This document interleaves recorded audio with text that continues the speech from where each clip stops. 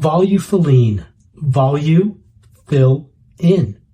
It's an amazing concept. A plant-based ingredient, sarsaparagine, that can increase fat tissue topically. Amazing. And it's cheap. A vial is only $18. So you can imagine that it's taken TikTok by storm. I was able to fill in my hollow under eyes without using filler, and I used Volufiline. Volufiline before and after under eyes. My results are striking. And you can see a huge difference in my lips. I think my upper lip got bigger. Not just TikTok. Volufiline's biggest supporter is Dr. Anil Rajani, one of the leading plastic surgeons on YouTube. He can't say enough good things about Volufiline. Let's take a listen. Today I'm talking about an alternative to filler injections. And today I'm talking about that product, Volufiline Plasma Restore Cream. What everyone wants is also that instant effect for those fat pads to rejuvenate. This is the fat plumping ingredient that's taking Europe and Asia by storm. Right? Boost those fat pads. I'm excited to see Dr. Rajani's data. He's a big proponent of 3D imaging, which can be used to measure volume changes in the face objectively. Let's take a look at Dr. Rajani's data. So here we are, Dr. Rajani's website. Here's the product, Plasma Restore Glow Volufiline Cream. And here are the images. There's this. There's this. We'll take a look at this one. There's this. We'll take a look at this one. There's this. We'll take a look at this one. And there's this, and this, and this, and this, but no 3D images. These are the Dr. Rajani images. They are not 3D, but we have white arrows. I want you to pay attention to two things. First, are there volume deficits in the before image? The before image is on top. Two, does the before image and the after image match? All right, let's take a look. So, is there a volume deficit? I can't tell. Clearly there's a wrinkle here and a wrinkle here, and they look better here and here, but the lighting is so much lighter here, and the corners of the mouth are turned down here and turned up here, which could make this worse. In my opinion, no volume deficits, improvement in wrinkles, which could be an artifact. Second set of images. Do you see the volume deficit? Not clear. I mean, there's a little bit here, but there's a little bit here as well. No clear volume deficit. Okay, the wrinkle is clearly better, right? You have this versus this. One thing that makes me suspicious about this set of images is all of this smoothing through here. Now, this doesn't even look like skin. Maybe I'm making something up. Next set of images. Do you see a volume deficit? I've never seen an overweight person with a volume deficit in the neck. Never, ever, ever. Okay. Do we see an improvement in wrinkles? Yes. Massive improvement. Do we see an enlargement of the chin? Yes. Do we see maybe a slight upturn of the chin? Possible.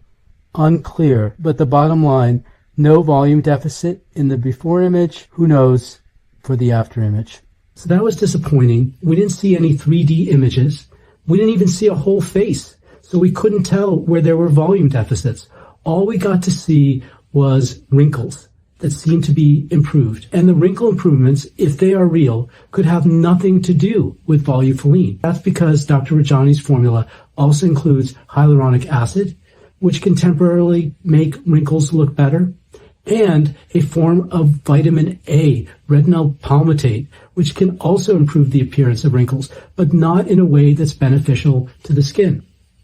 It's very disappointing, but we still have the user-generated data. And user-generated data can be really powerful because users, unlike Dr. Rajani, have no financial incentive in making a product look better than it is. So they'll produce honest, powerful results. Let's take a look. We see this one, that's a good one, and this one, that's a good one. These are all combinations of other products. This one we have. So I think there's another one from Dr. Rajani. I think we've got them all, or at least most of them. All right. So these are the internet before afters. You'll see that we're given a much larger area of the face, and there doesn't seem to be a clear volume deficit in the before image. Now, she used the product for 30 days, and she says that there's greater volume. Similarly, we have a subject without an overt volume loss. So I don't know how young the subject is, but she has a full face in this image and seemingly no change here. This subject is similar, younger, a full face, and she's actually saying that the sagging in the lower face and the marionette lines look worse. Then we have this subject whose lower lip got a lot bigger. Not sure how long she was using the product, but this is a pretty hard result to interpret, except that, again, it's not a clear volume deficit. Now, this is the first subject we have where there's a volume deficit in here. And you see that this area has filled in, this area has filled in nicely. So this is consistent with an increase in volume. This person actually says that as a side effect, she got this bump here. A review of the user-generated data raises two red flags. The first is that Volufiline seems to create ectopic volume, new volume that wasn't there before. We had a couple of subjects who had full faces who said their faces got even fuller, and one person whose lower lip got much bigger than it was before. This type of ectopic or new volume can only be generated by bloating fat cells, making mature fat cells much, much bigger. And as those of you who follow this channel know, this is bad news. Bloated fat cells create weak, saggy skin, which resonates with the complaints of one subject who says that Volufiline made her jowls and marionette lines look saggier. The other big red flag is that in the one case where Volufiline did restore volume, the volume restoration happened extremely quickly, in just 4 days. This type of rapid volume expansion can only occur through bloating of the fat cells. The two red flags are consistent, and as we shall see when we talk about the science, these red flags are consistent with data generated by Volufiline's manufacturer. You guys must be thinking, why is Yvonne digging into Dr. Rajani's website, and why is he scrounging for bits of efficacy data on the web? Why isn't he looking at the clinical data? That's what he typically does. Well, surprisingly, even though Volufiline has been around for close to 20 years, it was patented in 2006, there have been no clinical studies on application of Volufiline to the face. And I don't mean no published clinical studies. I mean no studies at all. Sederma, the manufacturer of Volufiline, has not done a face study. Now, they did do a breast study, and we're going to take a look at that right now. So in Sederma's breast expansion study, they took women with smallish breasts and they tried to make the breast bigger. So this is classic ectopic volume expansion, making new volume where it wasn't before. And they used 3D imaging, measuring the top of the breast and comparing before and after. So, did they succeed? No. Here's the data from Sederma's white paper.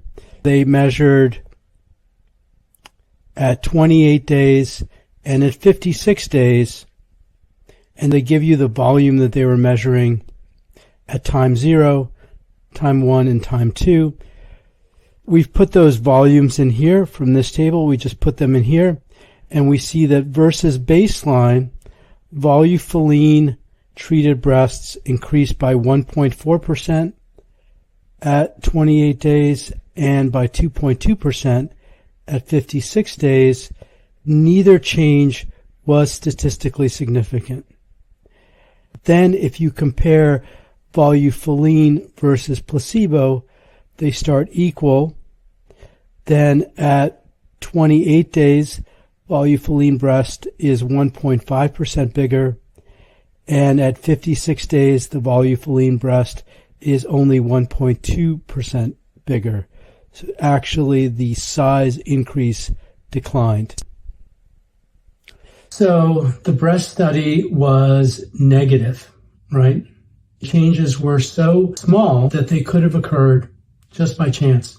They were not statistically significant. What do you do if you're Sederma to distract attention from this lack of data? Well, what they did is they put out a long white paper touting the in vitro cell-based results with Volufiline. Now let's take a look. So this is the Sederma Volufiline white paper, 14 pages on in vitro studies, which no one really understands. So a lot of the in vitro studies are just hypotheses. We see this chart which suggests an alternate path for activating PPAR gamma through markers that I've never seen before. Sarcopterin induces other genes involved in the activation of differentiation. So a chart that says this might happen, and then another chart that says this might happen, and then this might happen, and then we have this very vague statement. Overall, the set of results paint the picture of a product that activates adipocyte differentiation, stimulates lipid uptake, promotes the formation of lipid vesicles, and strengthens the installation of fat in the extracellular matrix. Note, no PPAR gamma. And none of this do we actually have the data. It's all just words. I know. This is incredibly confusing. I couldn't make sense of this data. So I asked a colleague, a researcher at an eminent academic institution, and he said the following. Hi, I had a look at the white paper. It is very poorly written and at times mixes genes, proteins, and metabolites. Together with a very untransparent plotting of data, this makes scientific evaluation of the product very difficult. The authors claim that their product indeed stimulates PPAR gamma in pre-adipocytes, but do not show the data. Thus, I am not very convinced. But if we give Sederma the benefit of the doubt, and let's say we trust this data, it makes me even more worried about what we saw with the user-generated data. And that's because the ability of Volufiline to bloat fat cells was far greater than its ability to create new cells. This is the troublesome data. They don't have a direct readout of cell numbers. They have a possible readout of cell numbers. So this should be taken with a grain of salt. But at most, they're having a twofold increase in cell numbers with 1% Volufiline. And this is easier to interpret. This is cell size. They're actually directly measuring cell size, and that same 1% Volufiline generates an almost 10 times increase in cell size. And this is data that we can believe. So we have huge increase in cell size, modest increase in cell number, maybe. The smart ones out there are probably wondering, well, if Volufiline was so good at expanding fat cells, why didn't the breast study work? Why didn't the breast just pop after a month or two of Volufiline? Well, The answer could be penetration. So Sederma has actually not produced any data showing that Volufiline can reach the fat cells in healthy skin. In the one case that we saw where a volume deficit was improved in 4 days, it could be that that particular user had a skin barrier deficiency, and Volufiline was able to make it to fat cells where it couldn't in intact skin. So on the face, we use a lot of ingredients that can damage the skin barrier. Not so on the breast. We're typically not applying retinol palmitate or sodium hyaluronate or any type of chemical peels to the breasts. And that could explain why the breast study failed. Volufiline was not getting in and bloating the fat cells, which is actually a good thing. Let's summarize. On the positive side, we have genuine enthusiasm on the part of TikTokers and lots of enthusiasm from Dr. Rajani, which I'd feel better about if he wasn't selling a product. But anyway, enthusiasm is a good human emotion. On the other hand, we have a complete absence of trustworthy data. The only data that actually looks strong is incredibly worrisome. And that's the data that shows that Volufiline expands fat cells far more than it generates new fat cells. And we know where that leads. Weak, saggy skin. I wish I had better news. I wish I could be more positive. I've tried to be positive and objective. And if I've failed, please let me know. It's great having you here. Thank you so much. Take care.